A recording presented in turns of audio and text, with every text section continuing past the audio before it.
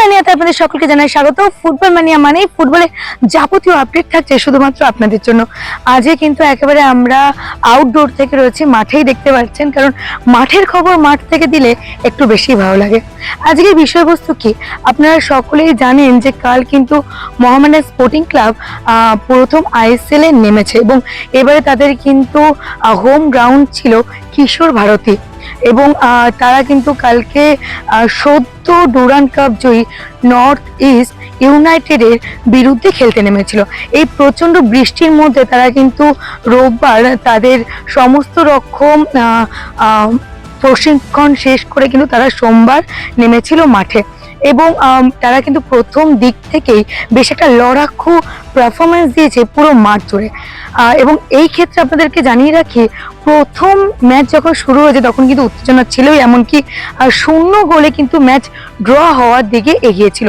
এরই মাঝখানে একেবারে ম্যাচ শেষ হওয়ার শেষ লগ্নে একটি গোল খেয়ে মোহামেডান স্পোর্টিং ক্লাব ঘরে ফিরে আসলো এবং এখানে যারা প্রতিবারই যেতে, এবং আমরা সকলেই জানি যে নর্থ ইস্ট ইউনাইটেড এরা কিন্তু এইবার প্রথম ডুরান্ড কাপ কিন্তু তারা জয়ী হয়েছে এবং তারা কিন্তু সেই জয়ের খিতাবটা এখানেও বজিয়ে রাখলো একটি গোল করে। এবং এই ক্ষেত্রে আপনাদেরকে আরো একটি বিষয় জানিয়ে রাখবো, মোহনবাগান, এখানে কিন্তু মোহনবাগানের কথা উঠে আসে।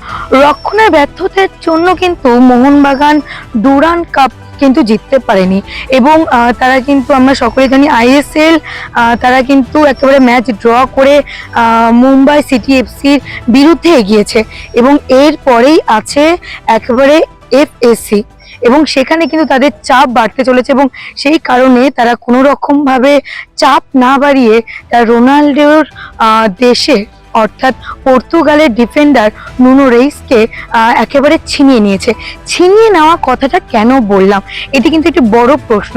ছিনিয়ে নেওয়া কথাটার কারণ হচ্ছে মোহামেডান অর্থাৎ সাদা কালো শিবিরের আব্দুল তার পায়ের চোটের কারণে সাদা কালো শিবির থেকে ছিটকে যায় এবং তখন মোহামেডান চূড়ান্ত করেছিলেন যে এই রেইসকেই তারা নিয়ে আসবে, কিন্তু শুধুমাত্র চুক্তিটুকু বাকি ছিল এবং তাদের সমস্ত কিছু এই জল্পনা কল্পনার মধ্যে কালকে ম্যাচ শুরু হওয়ার মাত্র 24 ঘন্টা আগে কিন্তু মোহামেডান থেকে কিন্তু একেবারে ছিটকে যায় রেইস মোহনবাগানের দিকে এবং মোহনবাগান কিন্তু তাকে একেবারে চুক্তিবদ্ধ করে নিজেদের কাছে নিয়ে নিয়েছে এবং এই কারণে কিন্তু বারবার বলা হচ্ছে যে মোহামেডানের কাছ থেকে ছিনিয়ে নিয়েছে মোহনবাগান। এবং এই রকমই আপডেট পেতে অবশ্যই আপনাদের চোখ রাখতে হবে বাংলার পালস টিভিতে। বাংলার পালস টিভি শুধুমাত্র ফুটবল ম্যানিয়া থেকে শুরু করে সমস্ত কিছু আপডেট থাকছে শুধুমাত্র আপনাদের জন্য। বাংলার পালস টিভি দেখতে থাকুন, ফলো এবং সাবস্ক্রাইব করতে একদমই ভুলবেন না।